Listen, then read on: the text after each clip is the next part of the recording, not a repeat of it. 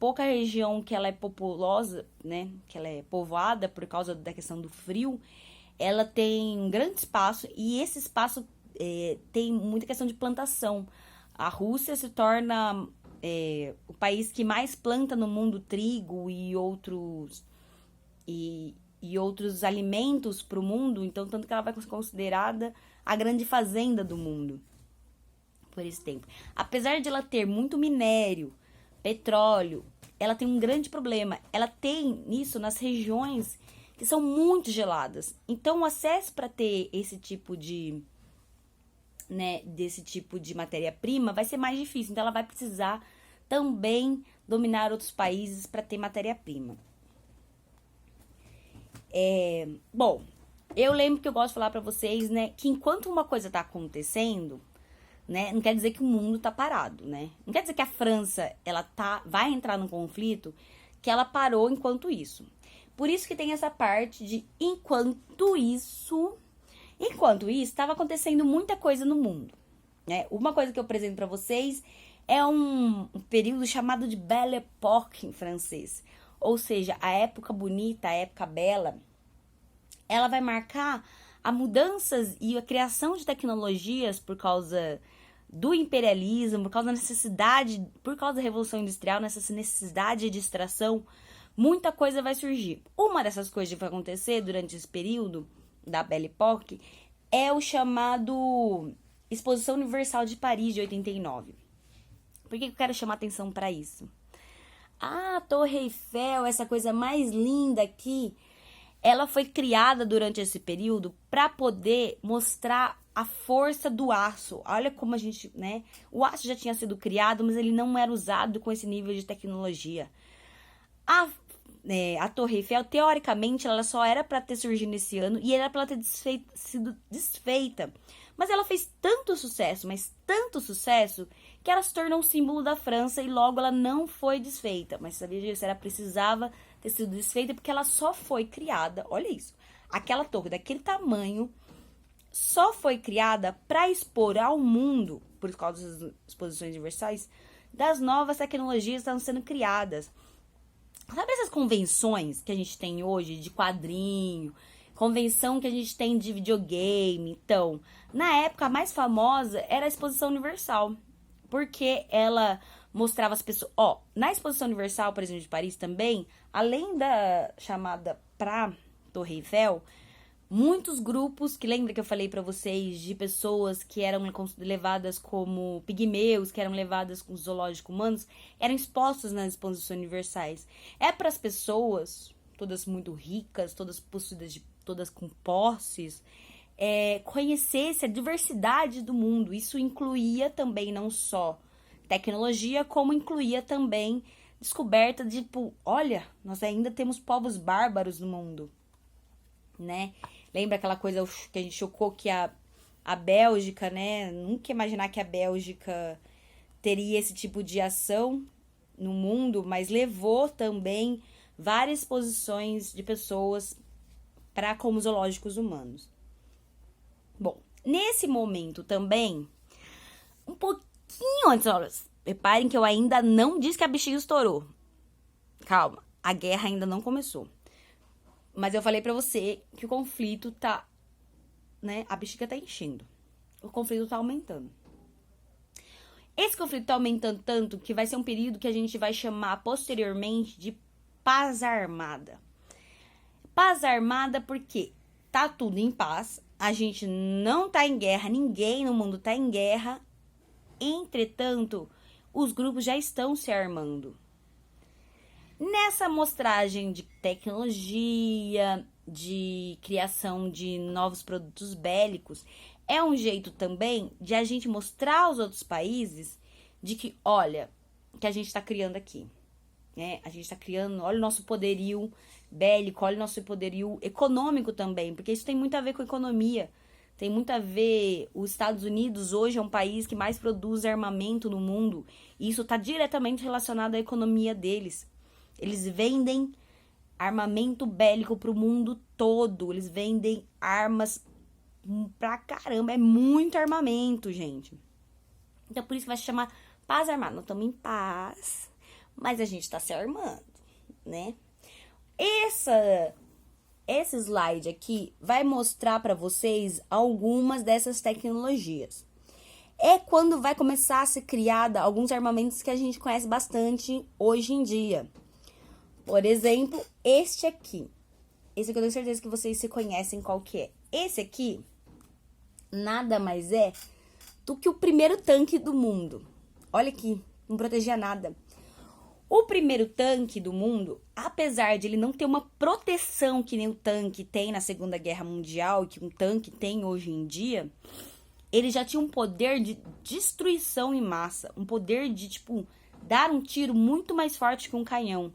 Olha a diferença disso. Pensa você está pensando na diferença daqueles do canhão e tudo mais. Olha a diferença disso. Você dar um tiro que tem um alcance maior e mais forte, mais potente do que um canhão. Isso é uma mudança tecnológica tão grande, mas tão grande dentro da guerra, que faz toda a diferença. Por isso que é uma revolução tecnológica também, né? É uma revolução porque a gente não vai conseguir imaginar uma guerra mais sem tanque, né? Vocês vão ver na imagem, né, que eu quero chamar a atenção aqui, ó, vocês vão ver a imagem, que ela não tinha muita proteção para a pessoa que andava dentro do tanque. Mas é isso, ela tinha um poder de destruição muito forte. O que eu quero mostrar aqui para vocês também é a primeira metralhadora do mundo. Olha isso.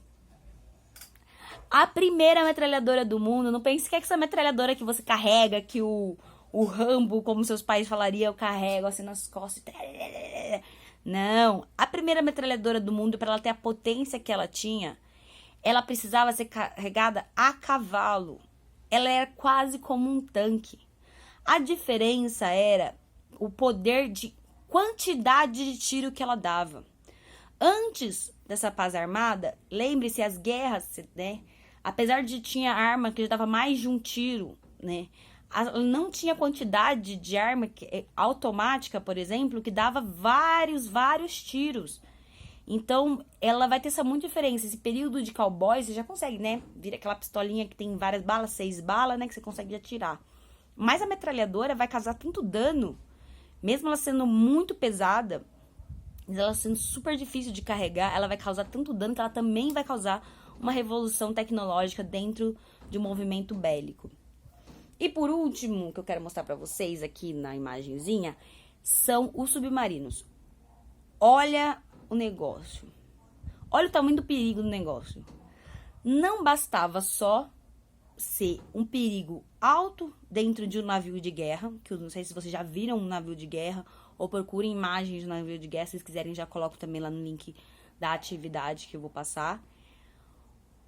Um navio de guerra já dava muito tiro, ele já conseguia atacar muito uma baía. Lembra que eu falei pra vocês da revolta da Chibata, em que eles ameaçaram a baía de Guanabara, aqui no Rio de Janeiro? A mesma coisa um navio de guerra faz. Só que é o perigo, a diferença do submarino. Um submarino, ele dificilmente seria detectado. É com o tempo que eu lembro que eu falei pra vocês que eles vão criar o radar pra saber aonde o submarino tá. Porque o negócio agora você não consegue ver ele em mar aberto. Você só consegue visualizar um submarino dentro com um radar. Fazer aquele tu que eu falei pra vocês, tu, que vai jogando ondas dentro da água. A onda, quando ela bate em alguma coisa, ela volta. É desse jeito que se detecta um submarino. Eu coloquei pra vocês que vai ser várias características da paz armada. Uma paz aparente na Europa. Porque eu falei, tá todo mundo em paz, mas a bexiga tá enchendo. Guerra indireta, porque os conflitos, já existiam alguns conflitos, mas eles não eram conflitos diretos de guerra e aconteciam em torno da Europa, né? Tipo, não tinha esses diretamente, né? Tipo, a Europa, dentro dela, ela não ameaçava uma outra. Fabricação de armamento e estoques de munição. Eu coloquei as datas de vocês para vocês verem quando que vai ter melhoria tecnológicas dentro da paz armada, que vai ser em 83 vai ser a invenção da metralhadora automática, que é essa que eu falei pra vocês, que ela é gigante, que era carregada por cavalos. 1885, melhoria da pólvora. A pólvora era assim descoberta pelos chineses, criada pelos chineses há vários anos. Pelo menos já há quase 2000 anos a pólvora já tinha sido criada pelos chineses. E já era assim, lembra, né, vendida no mundo inteiro por arma, só que a pólvora ela não tinha o poder que ela vai ter no século XIX quando eles melhoram ela. Invenção do submarino em 88, invenção do veículo blindado. É a primeira vez que veículos vão ser criados que aguente muito mais um tiroteio. Lógico, eles não aguentam um tiro de canhão? Não, eles não aguentam. Metralhadora, mais ou menos, mas a tiros eles aguentam. É a primeira vez no mundo que isso vai surgir em 1908 já. Isso é bem virada do século. Em 1912, invenção do tanque. Bom, tá tudo ruim, né? Tá tão ruim, que nós vamos entrar pro conflito. Tá demorando pra surgir um conflito, né, gente? Porque, né, tá todo esse clima tenso, né, de tensão entre as pessoas, que se alguém fizer alguma coisa, vai surgir. O conflito vai acontecer, lembre-se pra vocês, por causa do assassinato de um arquiduque austro-húngaro. O arquiduque, que era uma das principais lideranças dentro do Império Austro-Húngaro, vai ser assassinado na cabeça por um estudante servo. Lembra-se, o Império Austro-Húngaro já estava em conflito com a Sérvia numa crise dos Balcãs ali, na Península Balcânica ali, entrada para o Mediterrâneo. Já estava em crise. Nessa tensão, o arquiduque Francisco Ferdinando, para quem já ouviu uma banda chamada Ferdinand, não acha estranho. A banda se chama mesmo hoje por causa do Francisco Ferdinand. Herdeiro do trono. Quando ele vai em Sarajevo, que é bem essa divisão entre a Áustria e a Sérvia, vem um estudante e pá, na cabeça. Mata esse arquiduque. Era o que a gente precisava. Matar o arquiduque é automaticamente declaração de guerra. Quero fazer uma comparação chamando para agora. Você lembra que não sei se vocês viram um tempo atrás, que todo mundo tava achando que a gente ia ter uma terceira guerra mundial. Bom, não era esquisito as pessoas acharem realmente isso. Quando os Estados Unidos assassina um líder muito presente no Iraque, xiita, ele, sem julgamento, sem nada, isso é automaticamente uma declaração de guerra mesmo. Por que nós não entramos historicamente, ou os Estados Unidos não entrou numa guerra com países árabes? Porque a gente tem noção do que acontece hoje em dia. É diferente, apesar de antigamente, nesse período, por exemplo, as pessoas imaginarem que o conflito seria um problema muito grande para dentro do planeta, né? Porque agora já não envolve mais somente países, querendo ou não, a gente envolve planetas, por causa que a gente tem muitos aliados econômicos e políticos. A gente tem noção da Segunda Guerra Mundial. Se a gente não tivesse noção da Segunda Guerra Mundial, talvez, sim, a gente teria entrado numa outra guerra. Entretanto, a gente tem noção do poder armamento do mundo. Então, naquele momento, na Primeira Guerra Mundial, as pessoas não tinham essa noção de armamento gigante ou de um poder que poderia destruir o planeta. Então, tudo bem entrar em conflito. Tudo bem assim, né? Mas tudo bem. Hoje você imagina que se a gente entra num conflito mundial, se a bomba atômica já foi ultrapassada, você imagina o estrago das próximas bombas. Então é por isso que talvez não existisse um real motivo para uma terceira, apesar de ter sido uma grande gota d'água, né? A Áustria, né? Austro-Húngara, já que o Ferdinando, ele era o herdeiro do Império, a Áustria-Húngara vai declarar guerra à Sérvia, né? Normal, né, gente? Matou o meu herdeiro, o mínimo que eu tenho que fazer por você é declarar guerra com você, né? E vai começar a criar-se as bases, né? As alianças políticas, porque lembrem-se Por que a gente se alia politicamente dentro de uma guerra? Por que a gente vai entrar numa guerra por causa de uma outra pessoa que não tem nada a ver comigo? Motivo: dinheiro. Sempre normalmente que a gente entra numa guerra, ou é motivo porque, tipo, uma aliança de identificação muito forte, ou se trata de dinheiro, né, gente? O Brasil mesmo vai entrar na guerra tardiamente, vai ser mandado, sim, alguns soldados para lutarem na Itália, principalmente, mas porque aqui a gente tinha um sentimento italiano muito forte, já que a gente tinha muita descendência, mas porque também a gente tinha economicamente dependente da Inglaterra e dos Estados Unidos. Então, o mínimo que a gente tem que fazer é dar um apoio moral, né? Pra eles, né? Tipo, apoio moral à Alemanha a gente não ia dar, né? A gente nem tinha uma amizade política com eles tanto. Mas apoio moral à Inglaterra e aos Estados Unidos, dinheiro aqui, ó. Né? Dinheiro, dinheiro. É os nossos amigos econômicos que a gente tem que ajudar, né? Porque se você vai entrar numa briga, você não vai apoiar, né, qualquer um, né? Você vai apoiar na qual que você tem um interesse, né? A guerra vai ter duas fases muito famosas, né? A primeira fase é a guerra de movimento. Por que guerra? Por isso que eu vou precisar de um mapa.